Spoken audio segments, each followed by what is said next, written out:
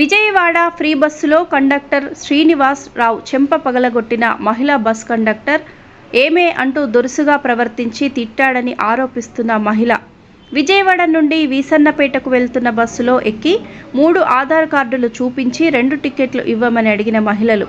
దీంతో కండక్టర్ మహిళలకు మధ్య వివాదం జరిగి కండక్టర్ను చెంప మీద కొట్టిన మహిళ బస్సును పోలీస్ స్టేషన్కు తరలించి కేసు నమోదు చేసిన కండక్టర్ శ్రీనివాసరావు. ఏంటంటే అన్నారేంటండి, 3 పాప స్కూల్లో ఉంది, మా 2 సార్ అంటే ఏంటి నువ్వు 3 ఇచ్చావేంటి ఏంటి అనేసాడు. నీకు కొట్టాను సార్, కొట్టలేదు ఏమి అంటాను తప్ప సార్? నన్ను ఎందుకన్నా ఏమైనా పెళ్ళా అన్నా, నీ మొగుడికి నువ్వు అన్నం పెడుతున్నావో లేదో, నీ మొగుడు నీకు ఎదుగుతున్నాడో లేదో, ఈ మాటలన్నీ ఎందుకు సార్ నా మొగుడు జోలి? వాళ్ళు 3 కార్డులు తీస్తారండి, ఆధార్ కార్డులు. ఎవరైతే ముగ్గురు ఎవరండి, నిద్ర అన్న 3 ఎందుకు ఇచ్చామంటే అట్లా